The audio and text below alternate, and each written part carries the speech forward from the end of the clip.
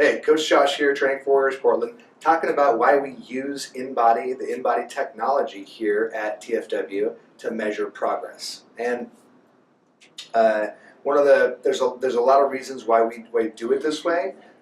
Peter Drucker said, "What gets measured gets managed." That was a management guru, in the '60s, coming up with this idea that what you're paying attention to, you will subtly change your behavior to manage the outcome of. So, by checking in and seeing how much muscle and fat that you have, and what your body weight is, you'll make decisions based on the management of that outcome during the week, during the month. And the reason why we use the InBody technology is because just getting on the scale, it will tell you how much you weigh, which is a data point. But what we're interested here is your overall health and fitness, and that has less to do with your scale weight and more to do with your body composition. So how much of you is muscle and lean tissue, and how much of you is fat. And the InBody, using a bio-impedance method, so it runs a current through your body. It's got 16 sensors, so it can give you a fairly accurate a diagnosis of where your body is at today. And we use this machine to check in every month to see how much muscle we're building in our workouts, how much fat we're burning in our training, and whether or not your diet is on point. So if you're eating too much or too little, it's going to be very evident, and the InBody will help guide us towards, the InBody will give us data that can guide your actions. And that's the most important thing about any measurement process is, if you're not going to use the measurement data to guide your actions, then you don't need to take measurements. And so measurements aren't for everybody.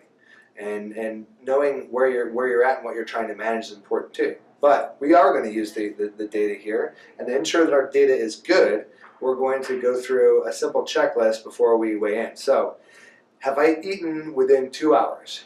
If the answer is yes, you don't want to take the InBody, because if you've eaten too soon to your weigh-in, that food that you've eaten is just going to be measured as fat. It's not going to conduct electricity. It's not going to be measured as muscle. You're going to be evaluated as having a disproportionate amount of fat.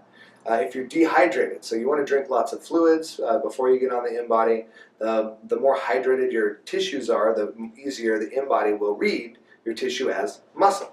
So if you want to be well hydrated, you don't want to eat anything 2 hours before you get on the InBody. I like to keep it to 4 hours, but 2 hours is the bare minimum. And if you've not eaten, drank enough fluids, you should be ready to go. And the last piece is how much clothing you have on. And inside the gym, the InBody is already set up to have a pair of workout shorts and a t-shirt on, so about 1.5 pounds of clothing. But you'll be barefoot, no socks, no shoes, and you'll clean the contacts of your hands with our designed sanitary wipes. And once you've cleaned off the debris and moistened the hands and the feet, then you're ready to step onto the scale and go to town. This is Coach Josh, and I'm going to tell you how to sabotage your InBody results.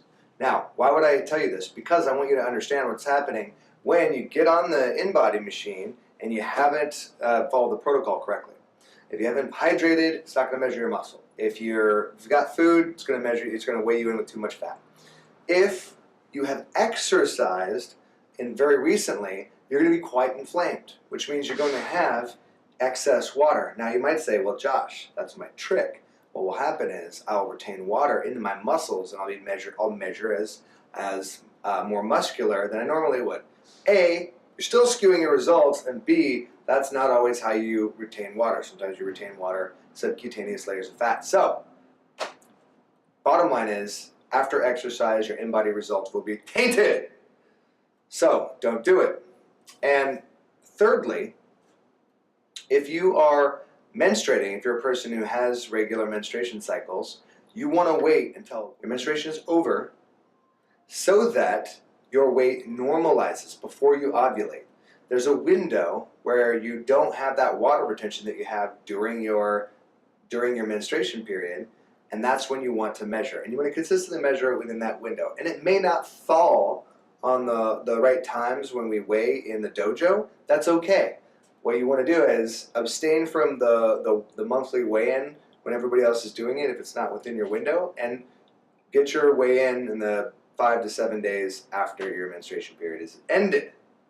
So by making sure that you've hydrated properly and that you haven't eaten, you're setting yourself up to have consistent measurements, which will yield more valuable data, which will help you to make better decisions so that you can burn fat, build muscle, and bring out the warrior within.